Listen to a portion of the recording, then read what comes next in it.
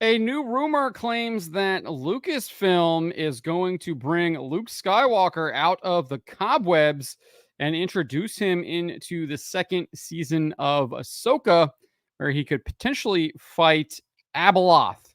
Before we get to this, I'd like to ask you please hit that subscribe button, hit that bell for notifications so you don't miss any of our future videos here at the Trent Report.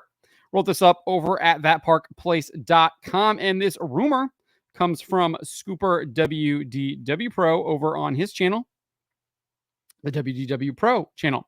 And this is what he said. He said, according to a source that I have, Dave Filoni may be preparing to have Ahsoka now defeat Abeloth in Ahsoka Season 2, or at least face off with her.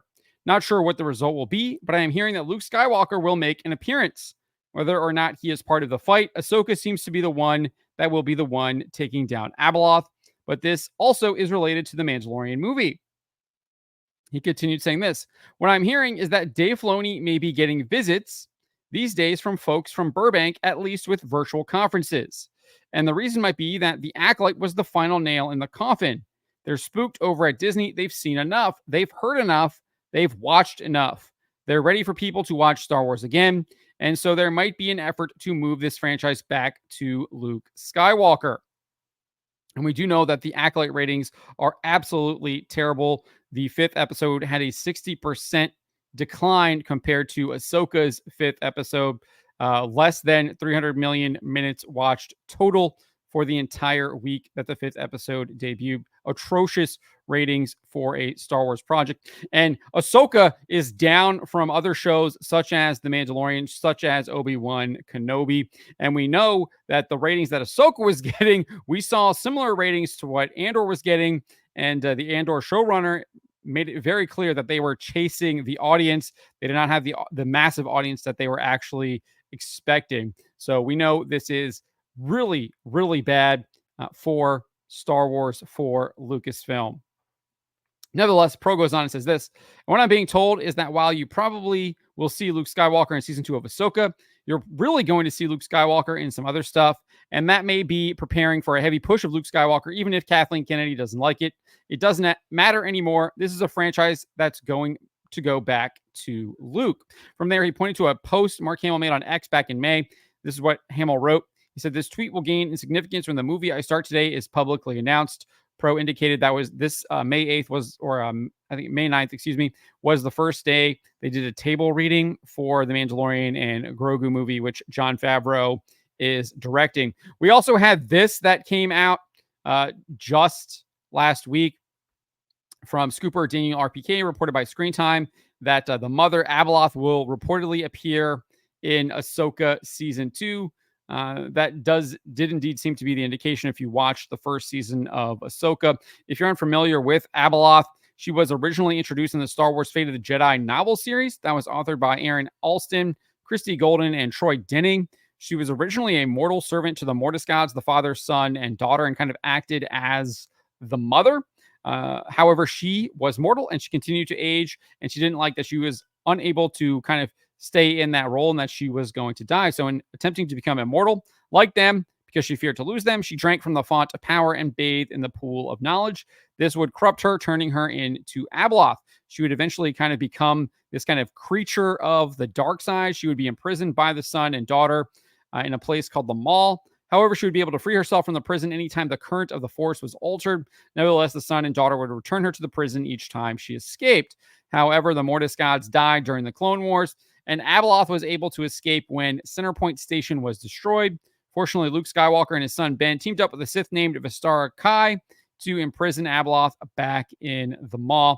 And that was all documented in this 9-book series here, Star Wars Fate of the Jedi, this being the 9th one, Apocalypse, written by Troy Denning.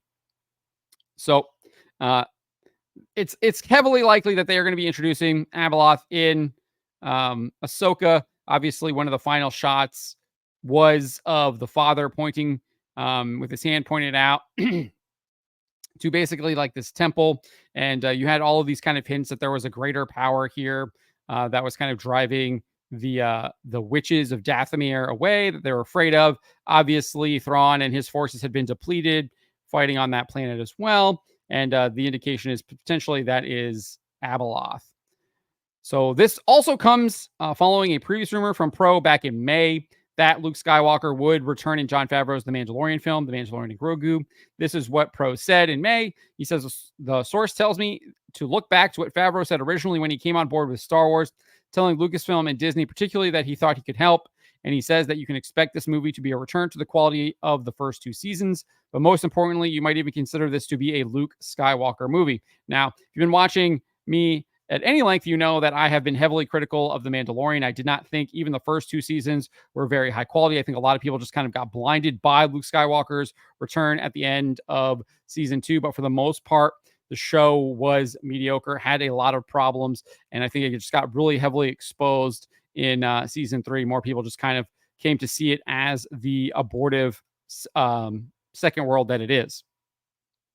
Nevertheless, Pro said this. The source tells me that the delay from 2025 to 2026 was largely because they did not believe that the level of Luke Skywalker that they want to use would be able to be completed in CGI with realistic appearance and all of that in the time frame that had been given. Favreau realizes the reaction to Luke Skywalker from the second season, and he wants that again for the movie. And I will admit this, the reaction, Luke coming back at the end of season 2, people absolutely love that. They wanted to see that kind of Luke Skywalker. But for whatever reason, they then kind of just ruined his character in the Book of Boba Fett with the cringe training scene, and then him basically giving Grogu this binary choice: either go with the Mandalorian or train to be a Jedi. Utterly ridiculous. Nevertheless, Pro says this: the source goes to such a degree as to say that we might even expect a scene, although, folks, remember, this can be cut in the editing room. We don't know, but the source says that he has knowledge. I don't know if he does or not. He says he has knowledge that there's even a scene where Luke Skywalker and Grogu might join their force powers together in battling some dark enemy. So this kind of makes sense now that we've seen the Acolyte and they do the whole like thread push thing. The power of one, the power of two, the power of many. So they might be trying to like get off of that. So if they are doing anything like that in this Mandalorian Grogu movie, it's not going to be good. So what we do know about the Mandalorian Grogu movie, though, is from Lucasfilm. They announced it in a blog post in January. It says the Mandalorian and Grogu are embarking on a new adventure to movie theaters, directed by Jon Favreau and produced by Favreau, Kathleen Kennedy, and Dave Filoni. The Mandalorian and Grogu will go into production in 2024.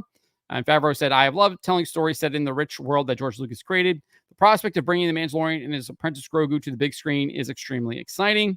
And then Lucasfilm president Kathleen Kennedy added this: Jon Favreau and Dave Filoni have ushered into Star Wars 2 new and beloved characters, and this new story is a perfect fit for the big screen. Again, don't really give us any details on that story.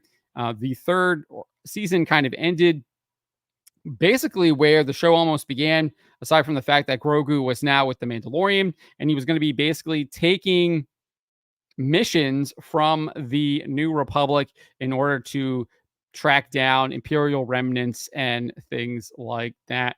So there's a possibility that it could be decent if he's actually acting like a bounty hunter, as we were originally promised. But who knows? They are going to have Grogu with him, and I think people are kind of tired of Grogu, if we're being honest. But as far as season 2 of Ahsoka, this is what Dave Filoni told Empire. He says that it's likely that Captain Pelon will reunite with Grand Admiral Thrawn.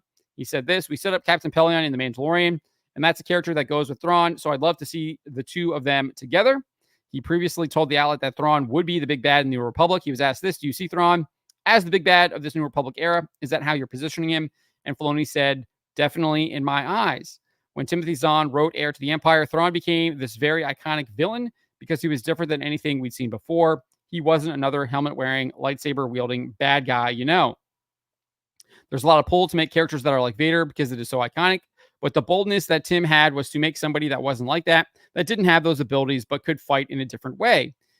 In the words, Star Wars, the war part of it, him being a Grand Admiral, a leader, a military strategist, a Moriarty archetype, someone that will outthink you, outstrategize you, that really resonated. He's a critical player in this time period. We're fortunate to have that character and fortunate to have Lars playing him. Filoni also shared that he planned to mine more of Zahn's Heir to the Empire novels for the story.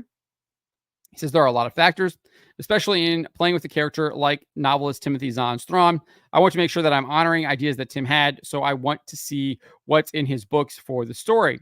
In The Bad Batch, there's actually some crossover with the book Heir to the Empire, in the military base of Tantus. So there are little things along the way that I built across different mediums, all in preparation for things that come later. So that is what we know. That is the rumor. They seemingly are going to be returning to Luke Skywalker. I don't think this will bring people back to the extent that they are hoping. They've done so much damage to it. And at the end of the day, where does Luke Skywalker's story end? It ends with him on a rock, drifting off into the Force after Force projecting himself onto Crate, dying in The Last Jedi. That is where Luke Skywalker's story ends. And then it ends with him basically approving of Rey Palpatine taking his Skywalker name. Absolutely atrocious what they did to him. They deconstructed the character in order to rebuild him back up in their image. It's awful. Didn't like it. It's not the Luke Skywalker that we deserved. It's not the Luke Skywalker that we knew from the original trilogy. So whatever they do with Luke Skywalker, I just don't think it will be enough. And them going back to this just kind of shows how creatively bankrupt they truly are and how they don't understand Star Wars, as George Lucas recently commented when he made an appearance at the Cannes Film Festival, that the people now running Star Wars don't actually understand it. And that includes people like Jon Favreau, people like Dave Filoni, people like Kathleen Kennedy, and people like Leslie Headland. But let me know what you guys make of this. Let me know in the comments below. Remember to always be charitable, especially to each other, but to always speak the truth.